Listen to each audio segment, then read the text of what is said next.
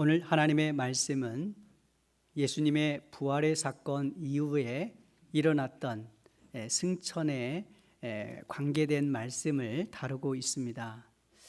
그런데 12절에 제자들이 감람원이라 하는 산으로부터 예루살렘으로 돌아오니라는 말씀으로 시작하고 있습니다. 이 감람원이라고 하는 산은 어디에 있을까요? 바로 예루살렘 성 맞은편 반대편에 아주 가까운 거리에 있습니다. 해발 814m고 올리브 나무들이 많아서 올리브 언덕이라고 하면서 마치 우리네 뒷동산 언덕처럼 코앞에 있습니다. 사진을 슬라이드를 보시면은 이 감람산에서 예루살렘 성을 바라본 전경입니다. 거기에 옛날 다윗이 살았던 그 다윗성도 거기에 있고요. 두 번째 사진은 올리브가 많다고 하는, 지금은 많이 없지만은 예전에는 더 많이 있었는데요. 올리브 나무가 많다고 해서 감람산 혹은 감람원이라는 이름으로 불리는 곳입니다.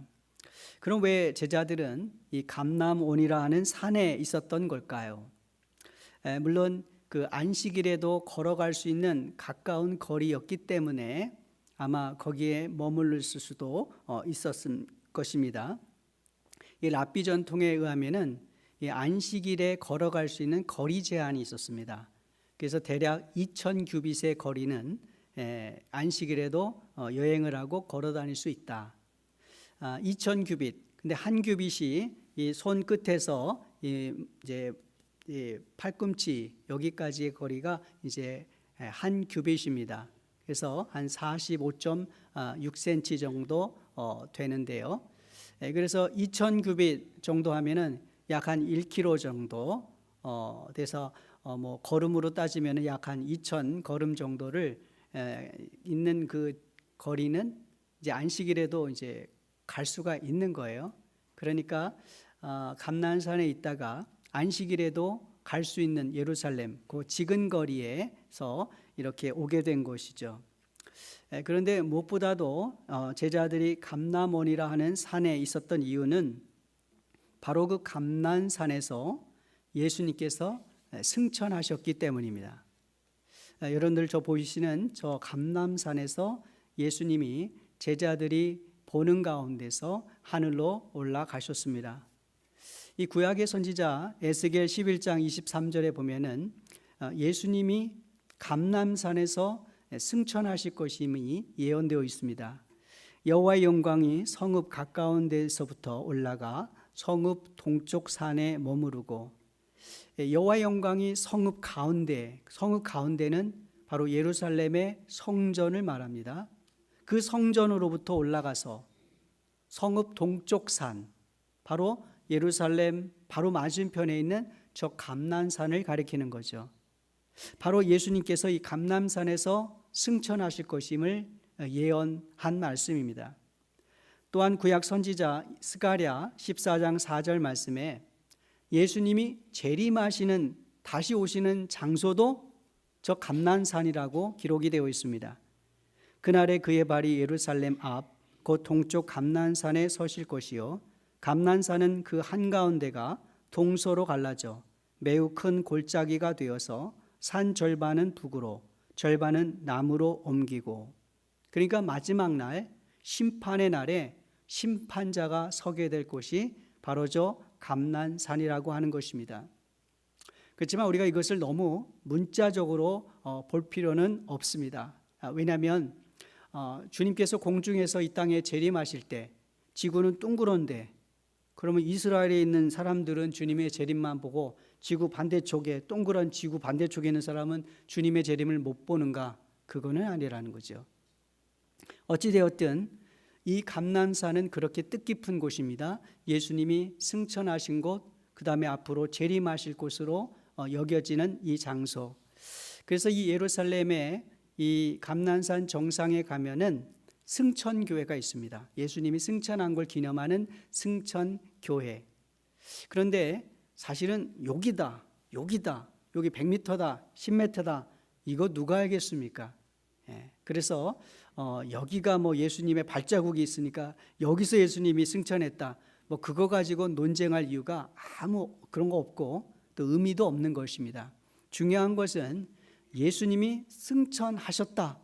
부활하신 예수님이 승천하셨다. 이것이 중요하고요. 더 중요한 것은 예수님이 이 땅의 모든 사역을 마치시고 십자가 부활의 사건을 완성하시고 승천하실 때 무슨 말씀을 하셨느냐가 너무 중요하지 않겠어요, 여러분? 그죠? 그 말씀 궁금하시죠? 그리고 그런 승천의 사건에 대하여 천사들은 뭐라고 얘기하는지 그것이 중요한 것입니다. 부활하신 예수님이 승천하시기 전 어떤 말씀을 하셨을까? 바로 사도행전 1장 7절에서 8절 말씀에 나옵니다. 같이 한번 읽어보겠습니다.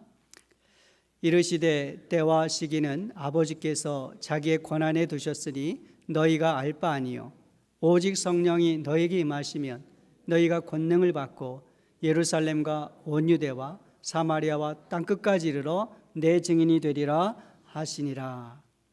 예수님이 승천하실 때 하신 말씀, 바로 그것은 언제 예수님이 재림하실지, 지구의 종말이 언제 올지는 성부 하나님 아버지만 아신다는 거예요. 아무도 모른다는 거예요. 그러니까 성부 하나님만 그때를 아신다라는 것입니다. 이것으로 어느 날 시한부 종말론자들이 언제 주님이 재림하신다, 지구의 종말의 때가 몇 월 며칠이다, 이렇게 말하는 그 순간 그 사람이 이단이고 사입인 것을 우리는 압니다. 왜냐하면 예수님의 말씀과 정반대되기 때문에. 그걸 착 보면 알아요. 몇 년 몇 월 며칠에 예수님이 재림한다, 지구의 종말이 온다 말하는 그 순간 그는 이단인 것입니다. 둘째로 예수님의 영인 성령이 오신다고 그랬어요. 오직 성령이 너에게 임하시면, 바로 성령이 오신다고 하는 것 때문에 우리는 성령을 사모해야 합니다. 성령님이 주시는 권능을 공급받을 때 주의 일을 감당할 수가 있습니다. 여러분, 교회 일, 주의 일, 하나님의 나라의 일은 오랜 신앙의 관록으로 하는 게 아닙니다. 내 지식으로 하는 게 아닙니다. 내 경험으로 하는 게 아닙니다. 성령의 권능으로, 성령의 인도하심을 받아서 주를 섬기고 교회를 섬겨야 합니다. 찬양? 내가 노래 목소리 좋으니까? 아닙니다. 진교? 내가 요리 다른 사람보다 맛있게 조리하니까? 아닙니다. 모든 것들이 다 성령의 인도하심과 권능으로 그 일을 해야 주님이 영광 받으십니다. 실제로 땅끝까지 예수님의 증인이 될 것이다라고 말씀하십니다. 이것은 선교의 지상 명령입니다. 참 예수님의 제자라면, 정말 부활을 목격하고 믿는 부활의 증인이라면 반드시 부활의 증인으로서 예수님의 증인이 될 수밖에 없습니다. 내 노력이나 내 의지로 하는 것이 아니라 우리가 성령의 권능을 받게 되면 우리가 담대하게 주님의 부활을 증거하는 증인이 될 수가 있습니다. 이 말씀을 하신 예수님이 마지막 말씀을 마치시고 하늘로 승천하시자 그 놀라운 광경에 제자들이, 거기 있던 수많은 제자들이 보고 너무 경이롭고 너무 놀라운 광경을 보면서 하늘을 계속 쳐다보고 있었습니다. 그때 천사가 이렇게 알렸습니다. 갈릴리 사람들아, 어찌하여 서서 하늘을 쳐다보느냐? 너희 가운데서 하늘로 올려지신 이 예수는 하늘로 가심을 본 그대로 오시리라. 이런 놀라운 사건이 벌어진 이 감난산으로부터 제자들은 이제 예루살렘으로 들어오게 됩니다. 여러분, 왜 예루살렘으로 들어왔을까요? 그 예루살렘에서 많은 사람들이 예수님을 십자가에 못 박고 골고다에 예수님을 죽였지 않습니까? 그 원수들이 있는 예루살렘으로 왜 제자들은 다시 감난산에서 다시 돌아왔습니까?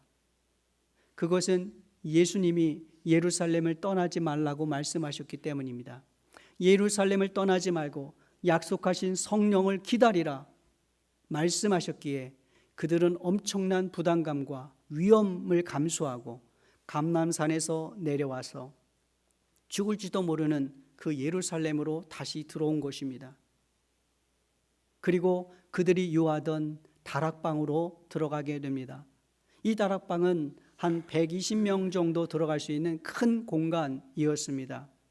오순절 성령의 강림 사건이 일어났던 다락방이기도 하고요. 우리가 흔히 마가 다락방이라고 하는데 마가 요한의 어머니 마리아의 다락방이었을 것이라고 말씀합니다. 그들은 그곳에서 함께 모여서 약속하신 성령을 기다리면서 기도에 힘썼습니다.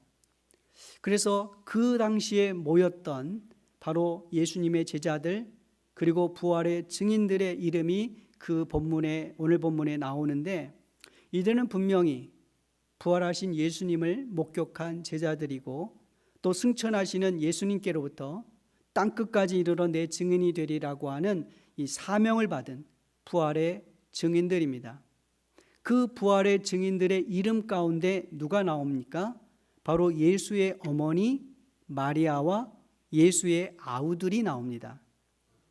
근데 우리가 언뜻 생각하면 예수의 어머니 그리고 그의 예수님의 젖동생들이면 마땅히 예수님의 제자가 되고 예수님을 따랐지 않았을까라고 생각하지만 사실 그렇지는 않았어요. 예수님을 성령으로 잉태한 어머니 이 마리아와 그 후에 남편 요셉 사이에서 태어난 예수님의 젖동생들이 있었지만은 그들은 처음에 예수님의 진정한 제자가 되지는 못했습니다. 마가복음 3장에 보면은 예수님이 12제자를 세우시고 하나님 나라 사역을 하십니다. 더러운 귀신을 내어 쫓으시고 병든 자를 고치시고 하나님 나라를 선포하시는데 수많은 사람들이 음집에 몰려들면서 식사할 겨를이 없을 정도로 바쁘셨다라고 말씀합니다. 그런데 그런 사람들 반대편에 누가 있었느냐? 바로 나사렛 동네에 이 요셉의 그 친족들이요 달려와 가지고 예수님을 향하여 저가 미쳤다. 그러면서 예수님의 사역을 가로막고 예수님을 붙들러 왔습니다. 또 일단에 예루살렘에서 온 서기관들이 말하기를 저가 지금 귀신 쫓는 것은 바알세불에 지금 귀신이 들려가지고 그 귀신의 왕의 힘을 빌려서 저 귀신을 쫓는 거지 저거 미쳤다 가짜다 라고 예수님을 매도했습니다. 이런 소문과 분위기 때문이었는지 예수님의 어머니 마리아와 또 동생들이 예수님을 찾아왔지만 좋은 의미로 온 것이 아니라 어떻게 해서든 그런 친족들이 반대하고 서기관들이 반대하는 그 사역을 그만 멈추고 돌아와라, 집으로 돌아와라 라고 하는 의미로 만류하려고 찾아온 것입니다. 예수님은 그것을 너무나 잘 아셨기에 그들의 마음을 꿰뚫어 아셨기에 어쩌면 매몰차게 차갑게 말씀하십니다. 누가 내 어머니며 동생들이냐? 누구든지 하나님의 뜻대로 행하는 자가 내 형제요 자매요 어머니니라. 예수님은 공과 사를 분명히 나누셨습니다. 십자가 달린 예수님을 바라보고 있는 사랑하는 어머니에게 요한에게 그 어머니를 맡기면서 내 어머니다라고 지극한 효성의 말씀을 하신 예수님이지만 공과 사는 이렇게 다른 것입니다. 하나님의 나라보다 더 앞서는 사적 감정이 있을 수가 없는 것이죠. 분명 예수님이 성령으로 잉태되실 때 요셉과 마리아에게 천사가 말했습니다. 다윗의 자손 요셉아, 내 아내 마리아 데려오기를 무서워하지 말라. 그에게 잉태된 자는 성령으로 된 것이라. 아들을 낳으리니 이름을 예수라 하라. 이는 그가 자기 백성을 그들의 죄에서 구원할 자이심이라. 그렇기 때문에 마리아는 이 예수님이 누구신가? 바로 하나님이 보내신 구원자라는 걸 너무나 잘 알고 있었어요. 그런데도 마가복음 3장의 행동을 보면은 마리아의 믿음이 거기까지 미치지 못했다는 것을 알 수가 있습니다. 2단계의 신앙은 초보적인 신앙의 단계라고 말할 수 있고 머리로만 아는 신앙의 단계라고 할 수 있습니다. 엄밀하게 따지면 예수님의 제자라고 할 수 없는 단계죠.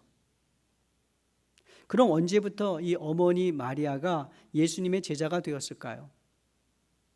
이 마가복음 16장에 보면은 예수님의 시신이 안장된 그 무덤에 부활절 아침에 3명의 여인들이 향품을 가지고 예수님의 시신에 바를 향품을 가지고 찾아옵니다.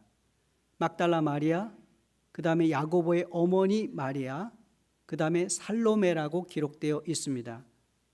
막달라 마리아는 귀신 들렸던 여인이었습니다. 그런데 예수님께서 그녀를 고쳐줘서 온전하게 되었고 그래서 예수님을 따랐던 여인이죠. 살로메는 바로 세베대의 아들들인 이 요한과 야고보의 어머니입니다. 그렇다면 이 빈 무덤을 찾은 또 다른 한 여인, 이 야고보의 어머니 마리아가 누굴까요? 그런데 마가복음 바로 15장 47절 말씀에 막달라 마리아와 요새의 어머니 마리아가 예수 둔 곳을 보더라라고 말씀하고 있습니다. 요새의 어머니. 그리고 바로 다음 절 마가복음 16장 1절 말씀에 안식일이 지남에 막달라 마리아와 야고보의 어머니 마리아와 또 살로메가 가서 예수께 바르기 위하여 향품을 사다 두었다가라고 하십니다. 그러니까 이 요새의 어머니 마리아와 이 야고보의 어머니 마리아가 같은 동일 인물이라는 거예요. 그래서 우리가 성경을 볼 때 좀 헷갈리는데 혼동이 되는데 이 예수님의 어머니 마리아를 가리키는 다른 이름입니다. 그것을 우리가 어떻게 알 수 있냐면 마가복음 15장 40절에서 41절 말씀에 십자가에 달리신 예수님 앞에 있던 여인들의 이름들이 나옵니다. 우리 다 같이 한번 읽어보겠습니다. 멀리서 바라보는 여자들도 있었는데 그 중에 막달라 마리아와 또 작은 야고보와 요새의 어머니 마리아와 또 살로메가 있었으니 이들은 예수께서 갈릴리에 계실 때에 따르며 섬기던 자들이요 또 이외에 예수와 함께 예루살렘에 올라온 여자들도 많이 있었더라. 바로 여기 작은 야고보는 아마 젊은 야고보라고 하는 그런 표현이겠죠. 그러니까 작은 야고보와 요새의 어머니 마리아라고 기록이 되어 있습니다. 바로 이 사람이 바로 어머니 마리아입니다. 왜냐하면 예수님의 젖동생들의 이름이 마가복음 6장 3절에 나오는데 야고보와 요셉 그리고 유다와 시몬의 이름이 나옵니다. 그러니까 요셉과 요새는 헬라어로 같은 말입니다. 요셉이라고 부르든 요새라고 부르든 그러므로 야고보의 어머니든 요새 곧 요셉의 어머니든 예수님의 어머니 마리아를 가리키는 것입니다. 그리고 마리아를 비롯한 여인들을 가리켜 이들은 예수께서 갈릴리에 계실 때에 따르며 섬기던 자들이라고 했습니다. 그러므로 예수님의 어머니 마리아가 처음에는 예수님의 사역을 이해하지 못하고 막 방해하고 막았었다면은 이제는 그 뒤에는 예수님의 제자로서 12 제자들과 함께 예수님을 섬기는 제자가 되었다는 것을 우리가 알 수가 있습니다. 그렇다면 이 단계의 마리아의 신앙은 분명 제자의 단계라고 말할 수 있습니다. 하지만 제자도 2단계가 있습니다. 여러분, 베드로가 예수님의 제자 맞죠? 그런데 예수님이 막상 잡히시니까 살기 위하여 예수님을 모른다고 3번이나 부인하지 않습니까? 그리고 예수님을 떠나지 않습니까? 바로 그때의 베드로와 이제 부활하신 예수님을 만나고 이제는 목숨을 두려워하지 않고 담대하게 예루살렘 교회의 수장이 되어 복음을 전하다가 순교하는 베드로, 엄연히 다른 것입니다.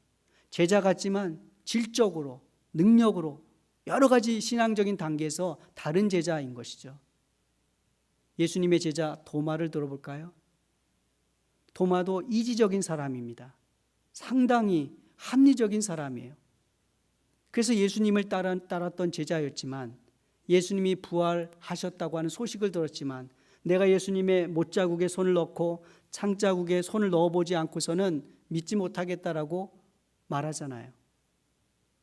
그러나 이제 도마가 부활하신 예수님을 온전하게 만나고 이제는 복음의 사람으로 부활의 증인이 되어서 이제는 머나먼 인도까지 복음을 전했다고 하는 그런 기록이 있잖아요.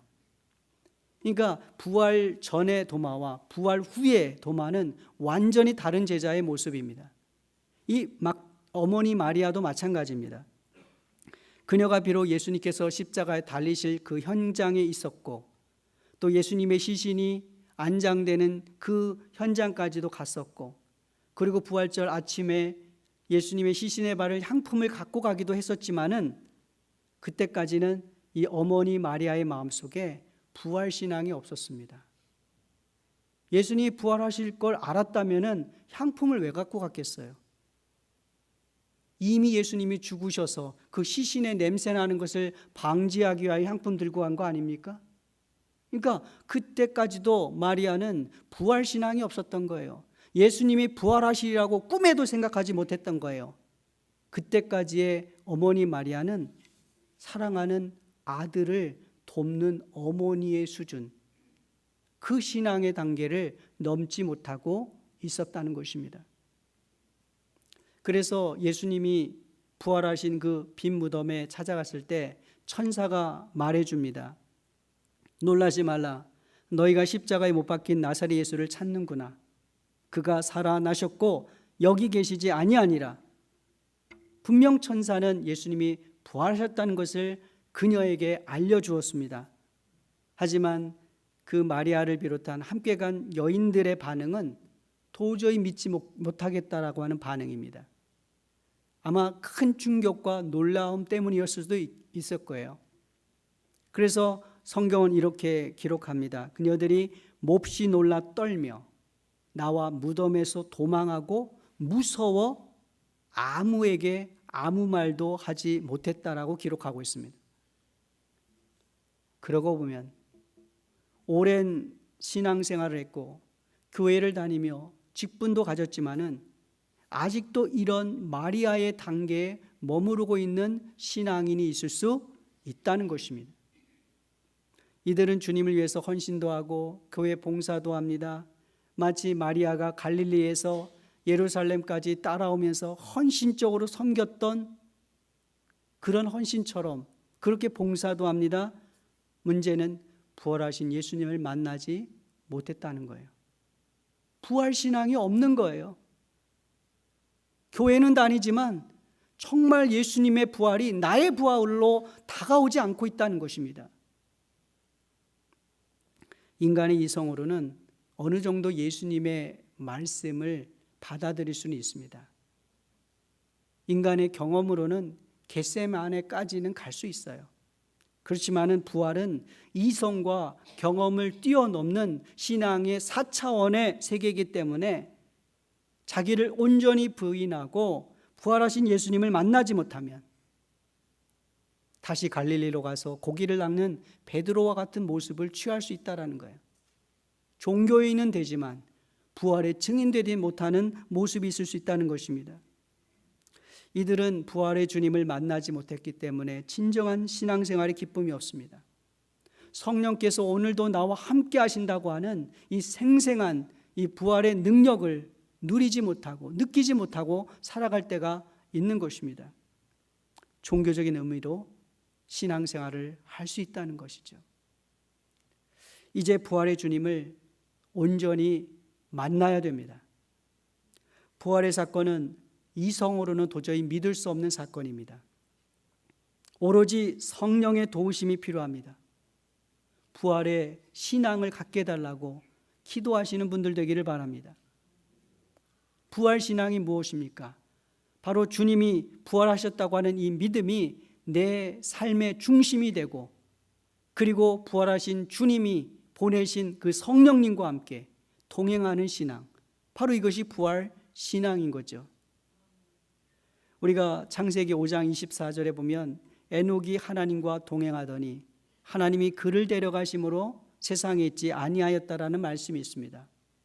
이 말씀을 딱 읽을 때 아니 어떻게 죽음을 보지 않고 하나님이 데려가실 수 있지? 라고 하는 회의적인 질문이 들 수 있습니다.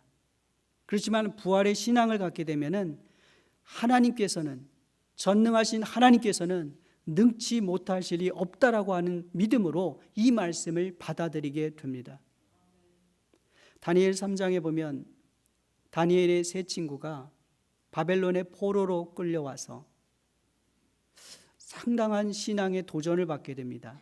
바로 바벨론 왕 느부갓네살에 의해서 우상 신상에게 절을 하려고 하는 그 위협과 협박입니다.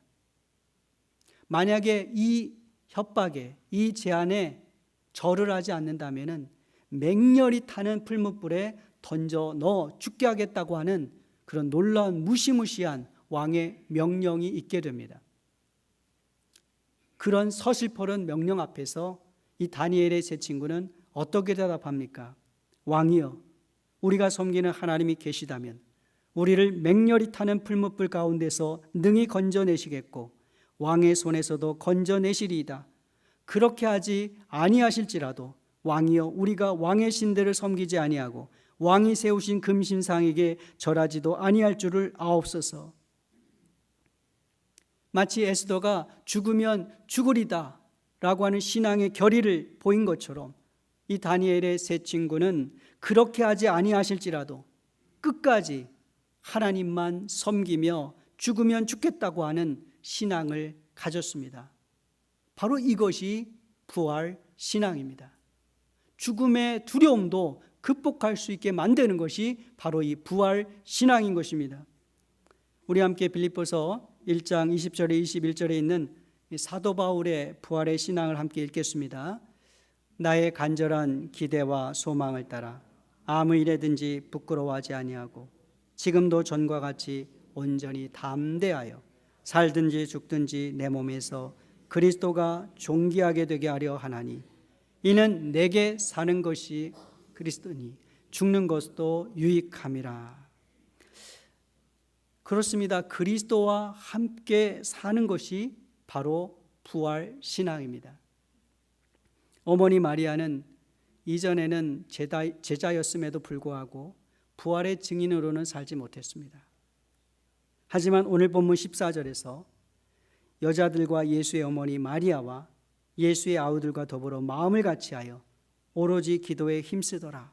지금 부활의 증인이 되어 그 서슬퍼런 예수님을 죽인 예루살렘에 들어와서 한 공동체를 이뤄 부활의 증인으로 성령을 기다리면서 뜨겁게 기도하는 그 여인의 모습 속에 부활의 증인됨을 우리가 확인할 수가 있습니다.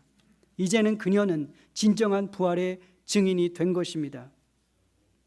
부활 신앙은 죽어도 죽지 않습니다. 부활 신앙은 죽어도 다시 삽니다. 왜냐하면 부활 신앙은 인간 실존의 최대적인 죽음을 극복하고 부활하신 주님과 함께 사는 것이기 때문입니다. 사랑하는 여러분, 오늘 이 아침에 부활하신 예수님을 꼭 만나시는 분들 되시기를 간절히 바랍니다. 예수님의 부활이 바로 여러분 한 분 한 분 나의 부활이 되시기를 간절히 축원합니다.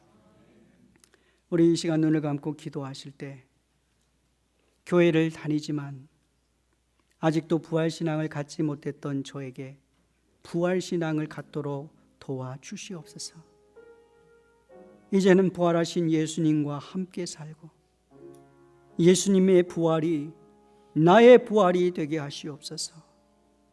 이제는 부활의 증인으로 살게 하시옵소서라고 우리 합심하여 같이 한번 기도하겠습니다.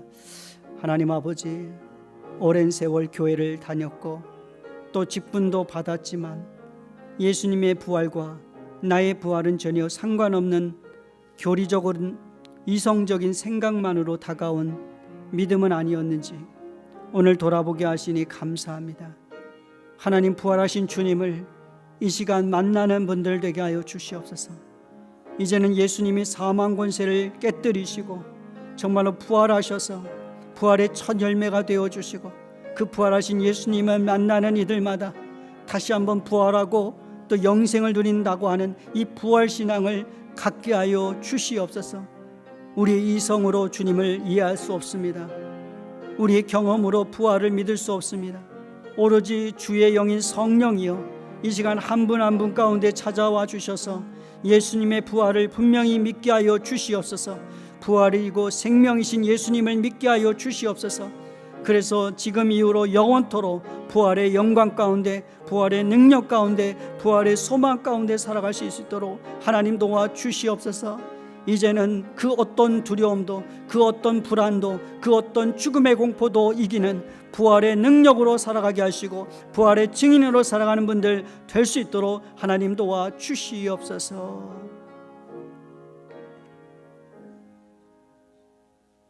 하나님, 부활의 신앙 가운데 굳게 서게 하여 주시옵소서.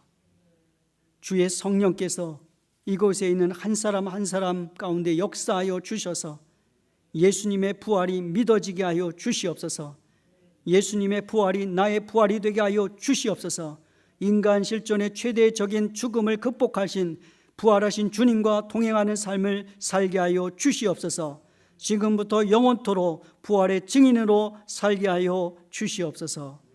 우리를 사랑하신 예수님의 이름으로 간절히 기도드립니다. 아멘.